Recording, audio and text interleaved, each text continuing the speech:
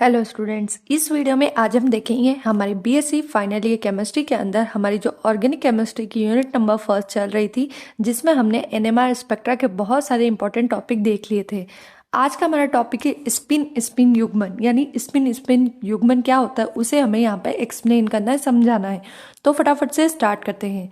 Theory है, सामान्यतः किसी भी कार्बनिक में जितने प्रकार के प्रोटॉन होते हैं उनके एनएमआर स्पेक्ट्रम में उतने ही संकेत यानी शिखर प्राप्त होते हैं, किंतु अनेक एनएमआर स्पेक्ट्रमों में प्रोटॉन के द्वारा दिया गया सिग्नल अनेक शिखरों में विपाटित हो जाता है।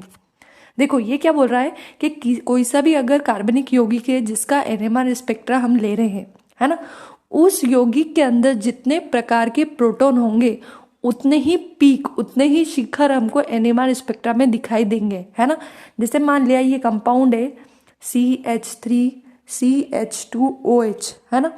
तो कितने प्रकार के प्रोटॉन है हमारे पास? एक ये है, दूसरा प्रोटॉन ये है और तीसरा प्रोटॉन ये है। 3 प्रकार के प्रोटॉन है। तो जब हम इनका एनएमआर स्पेक्ट्रा लेंगे तो हमें 3 पीक, 3 शिखर इस तरह से मिलने चाहिए। ये एक शिखर OH का, एक CH2 का और एक शिखर CH3 का हमें मिलना चाहिए।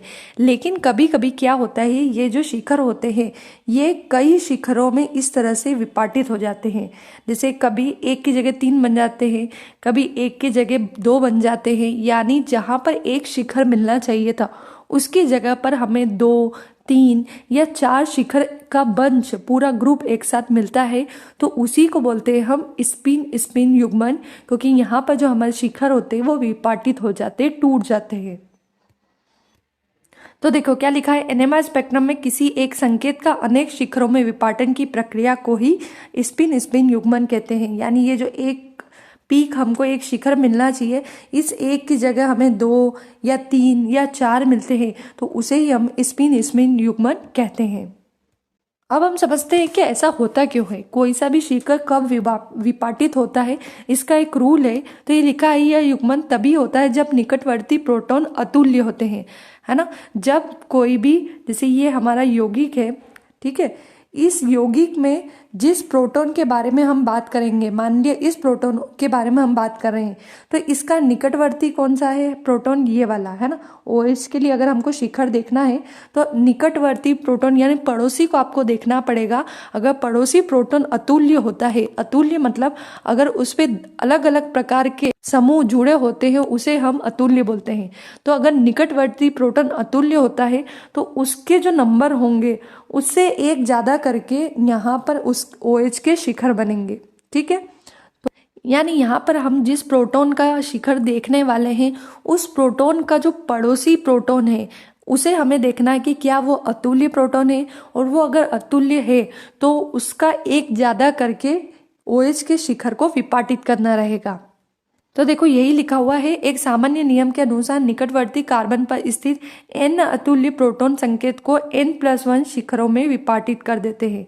यानी अगर जो पड़ोसी वाला, जो पास वाला हाइड्रोजन है, जो पास वाला प्रोटॉन है वो अतुल्य है, तो हम जिस शिखर की बात कर रहे हैं उसमें एक जोड़ करके विपाटन होगा। अब ये क्या है इसे भी हम एक एग्जाम्पल से समझते हैं।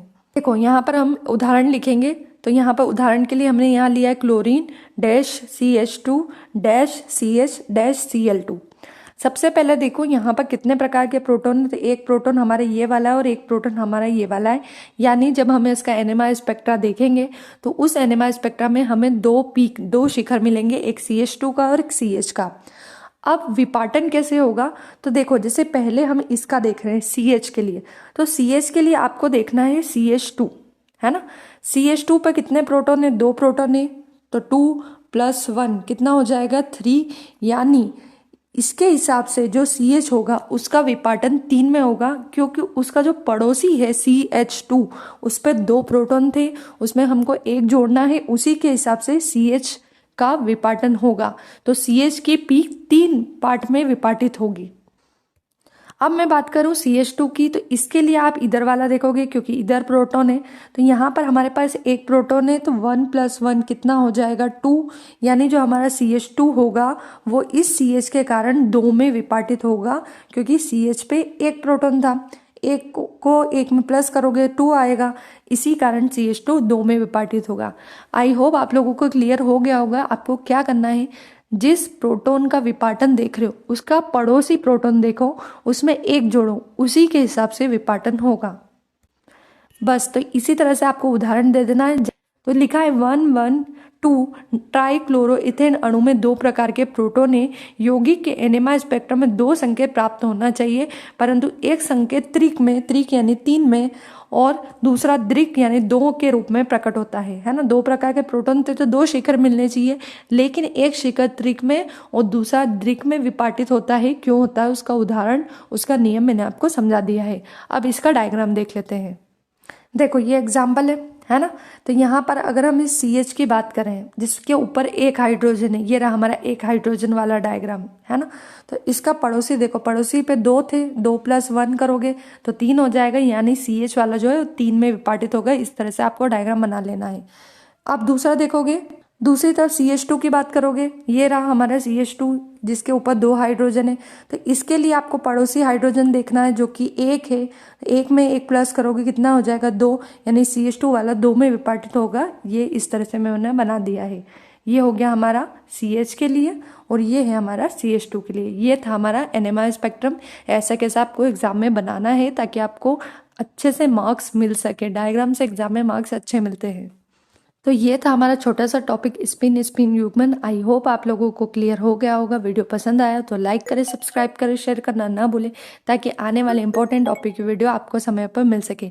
इसके अलावा BSc फाइनल ईयर केमिस्ट्री के इनऑर्गेनिक केमिस्ट्री की और फिजिकल केमिस्ट्री की वीडियोज़ में मैंने आप लोगों के लिए अपलोड कर दी है। आपको डिस्क्रिप्शन बॉक्स में लिंक मिल जाएगी, वहाँ पर आप फिजिकल केमिस्ट्री की लिंक में जाकर या इनऑर्गेनिक केमिस्ट्री की लिंक में जाकर उसकी यूनिट भी तैयार कर सकते हैं। Thank you.